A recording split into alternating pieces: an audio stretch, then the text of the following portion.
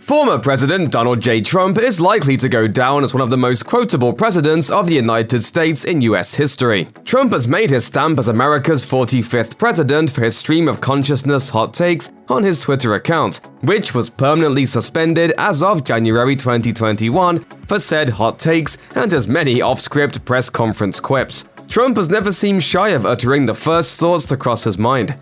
In 2016, a 2005 recording recovered and leaked by the Washington Post of a casual conversation between him and Access Hollywood host Billy Bush caught pre-presidential Trump remarking on the relationship between his status quo and the female sex. Trump told Bush in the off-mic exchange, "I just start kissing them. It's like a magnet. You just kiss. I don't even wait." Then, in a quote that defined some of his public image since, Trump added, "And when you're a star, they let you do it. You can do anything. Whatever you want. Grab them by the..."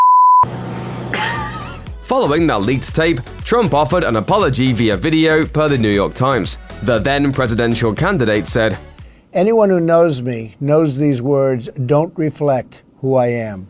I said it, I was wrong, and I apologize." Despite the controversy, Trump was still elected into office for his first term that same year. And it's no surprise that now, after losing his incumbent presidential bid to Joe Biden in 2020, he's still been making headlines with his various verbiages. Trump's comments at the 2021 Conservative Political Action Conference, for example, were no exception. A Politico piece dissecting the ex-president's first public address since his 2020 presidential election loss to now President Joe Biden declared, "Donald Trump still has grievances to air."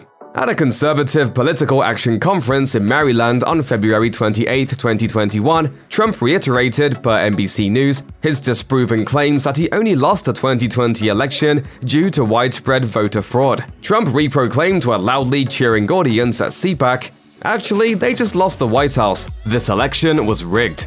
Then Trump focused his aim at the Supreme Court, claiming they refused to hear his aforementioned grievances about the so-called rigged election. Trump quipped, "And the Supreme Court and other courts didn't want to do anything about it."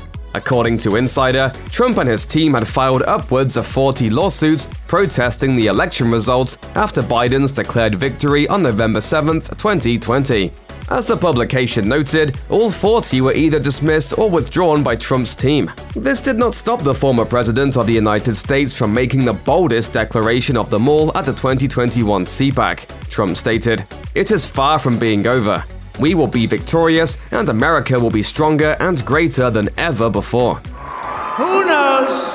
I may even decide to beat them for a third time, okay?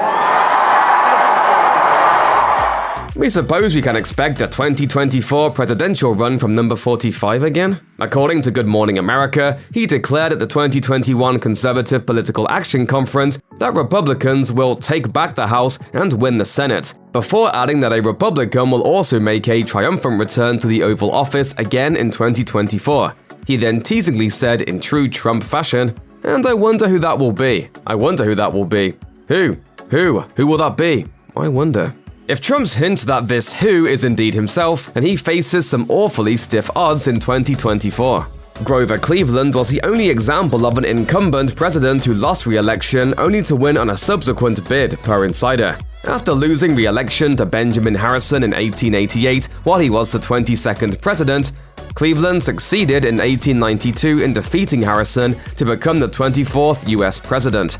There is some mildly encouraging news for Trump, however. As Sports Betting Dime reported, 2024's incumbent candidate, President Joe Biden, might not be the one he would have to defeat to win. In their most recent poll, the betting website Tracker has Biden and Vice President Kamala Harris at even odds of winning the 2024 presidency. As the website remarked, this may have to do with Biden's age, which by that year will be 81. Check out one of our newest videos right here. Plus, even more Nicki Swifter videos about politics are coming soon. Subscribe to our YouTube channel and hit the bell so you don't miss a single one.